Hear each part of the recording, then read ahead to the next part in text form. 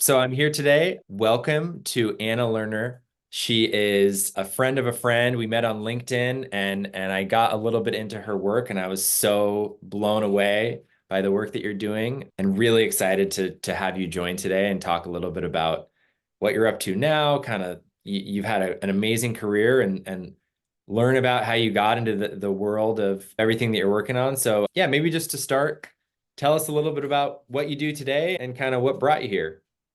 Yes, thank you. I'm so excited to be here. I think the friend of the friend, that kind of trusted connection Yes. is really special. So, shout out to that friend of the friend. And thank you for having me.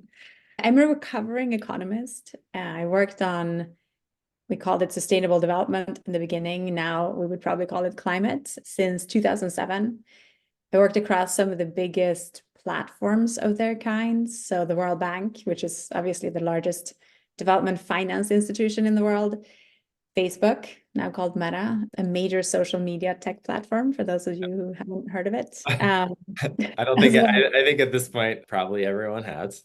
everyone has, yes, yes. I had a really interesting ride there. But then I also spent a lot of years before that on the ground in sub-Saharan Africa, where I was building climate projects with communities and local governments. So very sort of local and trust-based to kind of World Bank, super academic and large-scale finance to Facebook with Amazing. We're in sub-Saharan Africa. I was based in Mozambique, which is on the East Coast. It's a Yeah. beautiful country. I studied abroad in Senegal, so Oh, I have nice. I have a deep love for West Africa. And I've never been to Mozambique, but I've heard amazing things. It's called Terra de Boa Gente, which Hmm. essentially means the land of the good people, Mhm. which I would attest to. Amazing. Yeah. Okay, And so today I'm the so CEO of Climate Collective, so that's kind of very yeah. different. And so yeah, tell us a little bit more about what you're up to now and how and so you've had honestly like what a career. You were at the World Bank and you were working at Meta. How did that bring you to where you are now? And tell us about that. Yeah. I am super simplistic when I think about what I did. I feel like I started doing the actual projects, doing the work on the ground, getting my hands dirty. And and I needed that to be credible as I moved up and had bigger influence, could take decisions over bigger pots of money or bigger policy changes. And then from the World Bank, I kind of felt a bit frustrated, feeling like things were going slow and we weren't really moving at the speed we needed to tackle these problems. And then Facebook reached out and offered me a super interesting opportunity. And I was like, you know what? Like, if I can move the needle Yeah, 0.1% within Facebook, that has a massive impact on the world. totally. So that felt like a really exciting change. It's also super rewarding experience to move from public sector to private sector, which I think is very important for a lot of people to be on both sides because it allows you to kind of understand these different institutions. But today I can bring all of that experience together by way of supporting entrepreneurs, Mm, which is super humbling and so much fun. I lead the Climate Collective. It's essentially an innovation network made up of entrepreneurs, scientists, nonprofits, and investors. cool. And all of these have sort of a common mission where they're leveraging digital tools and data to accelerate progress on climate and nature goals. So trying to kind of leverage the power of data and the agility and speed of software and digital solutions to accelerate progress on some of these really important goals. I got goosebumps when you just talked about it. It sounds incredible. And I literally could not imagine a better sort of breadth of experience to bring you to leading that type of organization. How long has the Climate Collective been active? We've been around for about 2.5 years, so Cool. not super long. It's odd to say, but I hope we don't have to be around for much more than two, maybe three, 4 more years. I think we're in an inflection point right now where the understanding and awareness of climate is really like hitting home for a lot of people. Yeah. We're also breaking all kinds of records, so it's just really concerning. So we need to Yeah. accelerate what we do and invest more. That is an interesting time for software and data and for venture capitalists, which is sort of the groups that we're bringing together. Cool. We obviously need hardware and stuff Yeah. in the future as well, but right now we need to understand where we are and where we need to go, which is the data, and then get systems and structures and information infrastructure, if you will, to just kind of accelerate. So that's why I think we're in a unique time to do this right now. Absolutely. Yeah, I'm curious, from the people that I know and love who kind of work in the climate space, I know that it's been a like many lifetimes of working uphill on getting people educated and understanding. Obviously, I think about things more from like a security and trust standpoint, but just as you kind of look at the ecosystem from a holistic place, like what would you say from your perspective is kind of the most frustrating part of what you're dealing with, if whether it's trying to educate or trying to fight misinformation or what have you? Yeah, it's a great question, and it's a really concerning one, to be honest. For climate action or nature biodiversity action, whatever kind of camp you and Mhm. adhere to, but for this to happen at scale, we need to coordinate actions around a multitude of different stakeholders, Yep. different countries, different cultures, different institutions, different people who've never trusted each other before and Mm. are not really historically inclined perhaps to trust each other. So we need to coordinate action and build trust Right. with an urgency and at a scale we've never done before. That is so that's happening at the same time as we have this sort of misinformation invasion, if I should call it Yes. that, Yeah. and this major trust deficit. It's really hard to change societies and change economies, Yeah. even just like a little shift. Yeah. I mean, it's It's turning a super tanker. I'm probably not the best analogy given the context, but yeah. Yes, but there's not only those major shifts, Yeah. also this like grassroots, like the idea of incentivizing people to actually change their behavior. Behavior is so sticky. It's so hard to change. Imagine having to do that while people are fueled by Yeah. misinformation, don't trust anyone, know that everything online is either fake news or a made up picture or video, and Yeah. really stop trusting kind of academia and public institutions. It's like, what No, do we do?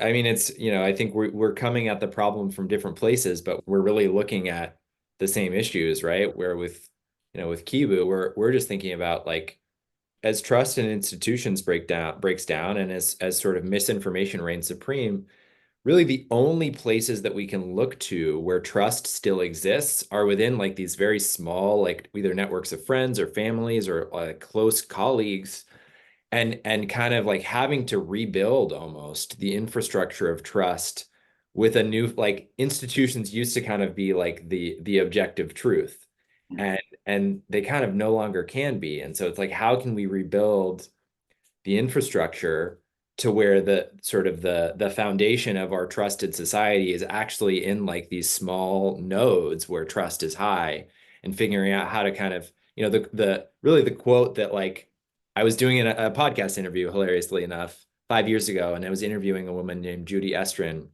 talking about like the sort of the asymmetry between big tech and just your everyday person, and sort of how do we as individuals, like how do we kind of fight back? And the phrase that she used was scale down for trust, interconnect for power.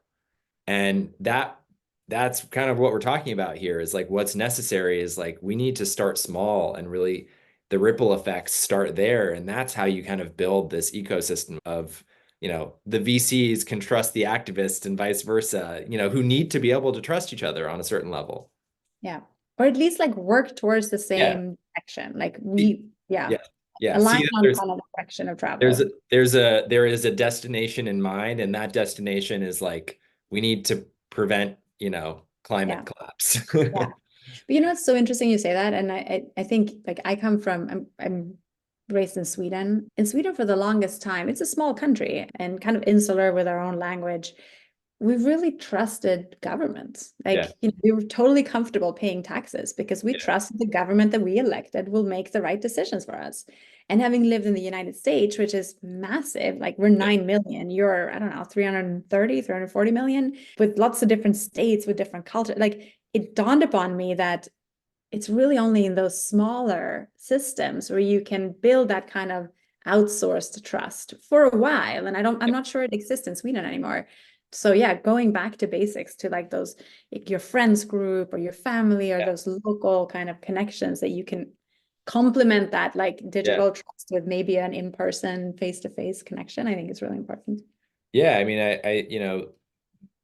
I think the internet has really changed a lot about our ability to trust in institutions, right? Because there kind of is like this third, I mean, I guess it's like, what is it? At this point, it would be like the fifth estate, but it's like sort of the internet as a whole, right? It's like like somebody from Sweden and somebody from America and somebody from Brazil can all kind of be in their own in the same information ecosystem now, where Yeah. it has nothing to do with where they're living. It has nothing to do with the country that they're in, but that, they can be sort of being fed the same sort of lies or confusion or whatever that's going to lead them down a totally different path.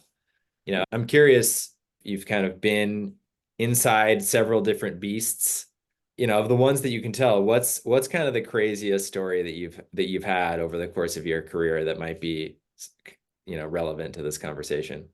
I'll share a situation that I guess I never thought I would be in, Okay. that I was surprisingly quite happy to be in. Okay, And cool. I'll caveat with that so you'll understand, I think. So Right. I happened to be, when I was working at Facebook, I was knocking on the door of the UN Secretary General, trying to convey him and his team that part of Facebook's commitment to the Sustainable Development Goals was that we could share Facebook data to help shed lights on the progress of the 17 Sustainable Development Goals. And this was after one of the biggest data breach incidents, I think, of our time, called Right. Cambridge Analytica. Yeah. Um, we don't really have time, I don't think, to dive deep on that topic and what really played out. But the crazy part of this was I was, and I'm still convinced that accessing privacy preserved and protected, obviously, private sector data is critical for the UN and a lot of charities to do their job more effectively and Yeah. efficient. So in spite of the concerns that a lot of people have of this sort of Mhm. human behavior generated data and Yeah. understanding what people do and move, that's critical development data. It's Yeah. what these organizations need to know to do their job better. And, provided that we believe in these organizations and like their mission, we should try to support that. Hmm. So I think for someone who've been diving deep on this Yes. topic before, you Yeah. can see that that was like a surprising situation, Yeah, and also that is. I think that I was so happy about being there. And was the reaction like, okay, yes, we were interested in sort of learning more, or was because the public perception at the time was so negative that they were not as interested in using the data? I mean, it was both. It was really difficult. Like it Yeah. was one of these situations where, like, sometimes I tell the founders I support now, I was like, look, I had to try to sell Facebook. I mean, not sell. Sorry, I should be Yeah. correct with the owners. I have to kind of pitch the value of Yeah. partnering with Facebook Yeah. on data sharing after Cambridge Right. Analytica. Like what you're Right. dealing with now is not hard. That's a tough hill to climb. Right. But the reality is where we landed, and I think was Yeah. super impactful, we landed on this shared notion that Facebook had unique insights into the lives and the needs of women, Hmm. because of, Yeah. roughly half of the users on the Yeah. platform are women. And particularly during COVID and just after COVID, we all knew that women were adversely impacted by COVID and increased caring responsibilities in the Oh, homes wow. of women. So the UN was trying to figure out like what's going on, what's the extent, how can we program to support them? So we then made surveys on our platform to Yeah. inform their programs, which at the surface is crazy, but actually super impactful. I mean, it speaks to kind of like, I think this is kind of, we get it sort of quickly into the philosophical edge of technology, which is like, it can be both, it is the most powerful tool for good in human history, and also can be used for a lot of bad stuff. And it's kind of, how do you put guardrails around it so that it can be maximized for good and minimized for bad? Or yeah, no, I mean, that's a whole other podcast, but Yeah. that's an amazing story. Kind of, yeah, hilarious and ironic all of the same. Yeah, Uh, but it allowed me also to learn about all these yeah, researchers and scientists inside Facebook who were like, they had a day job and they also were allowed to spend time and like find ways to help the UN and other charities to kind of get access to yeah, this information, which I thought was really cool. that is really cool.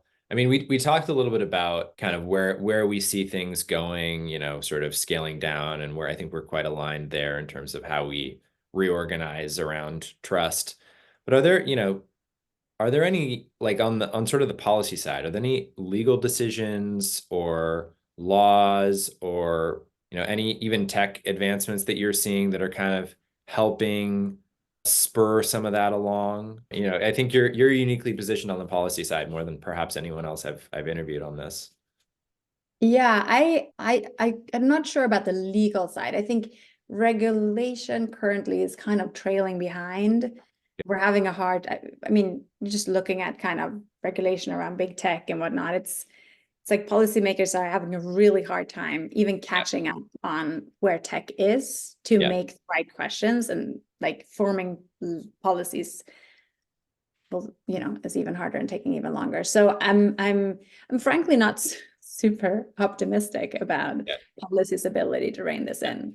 I don't think that's going to be that's not what I'm putting my hope in, at least. yeah, Um, what I have seen, though, and what I think is interesting, is we're seeing kind of a convergence right now of two big technology drivers. So we have blockchain that like had a really big up, then kind of mhm, markets and scandals pushed it down, and now it's climbing a bit again. So I would say the decentralized consensus infrastructure of blockchain is, I'd say, alive and well, at least in my world. And then you're having AI. AI has been around for a long time, but I think Gen AI has just kind of brought AI to the lap of common people. For yes, anyone that's, is yeah, typing up an email or yeah, doing a Google search, all of a sudden it's our fingertips, which is a really big difference. So those two powers at the same time will increase the amount of misinformation and challenges in information security, I would argue, yeah, but could also strengthen it. So I think a little bit about, we do a lot of work on carbon markets. Carbon markets are highly inefficient, gazillion middlemen. Blockchain, for example, could remove a lot of those middlemen because you just need two trusted actors, a seller of the credits or a generator of the credits, someone that verifies it and then someone that buys it. You don't need like 10 different over-the-counter negotiators along the way who are all taking a cut of the right, price that should probably really go to the community that was in charge of generating the credits in the first place. And so we think that automation and decentralization will create maybe the emergence of like bots that will transact on their own based yeah, on, kind of like you put in an order for a future. If it hits a certain price, there will right. be a trade happening. I think this will just explode in the coming years. That's a really interesting opportunity, but it's also, unless there's kind of security and verification around identities, this could just be kind of a black hole for corruption and money laundering. So Yeah. I'm kind of hopeful in a way that the the emerging kind of awareness and understanding of responsible AI and kind of responsible tech development at large will yield new solutions where we're having some sort of, I don't know, water seal of approval for an action. So like everyone will have an identity Yeah. that it's, this is more what you work on than what I work Yeah, on. yeah, no, I need totally. a solution in the markets, like where we Yeah, can, we're a community in the Amazon can generate some credits and they can say, we collectively yeah, promise and verify that this is the impact that has happened. They put it as a digital yeah. asset online and someone will purchase it. And the two of them then have that agreement, and it won't be double counted and sold to five other people because it had, had a stamp of We're approval. we're we're working on it for you. We should have something soon. Good to know. Yeah, I mean, I guess as we wind down here, like I'll ask kind of a two-part question, which is you sit in a place where you have to think about bad outcomes a lot, I would imagine, where you have to kind of think about like all of the bad things that could happen and how do we prevent them from happening. And so I guess like first part of my question is like kind of what keeps you up at night, and whether it's 5 years, 10 years, 20 years down the line, like what are you most concerned about? And then on the flip side, like what gives you hope? Like what makes you most excited that like the things that keep you up at night are actually not going to happen? Yeah. There's a lot of research right now out there that talks about kind of like twisting, like bringing positive and constructive communication is really the key to inspire action. Yeah, So maybe what like this is kind of the same answer for both of those. sure. Okay.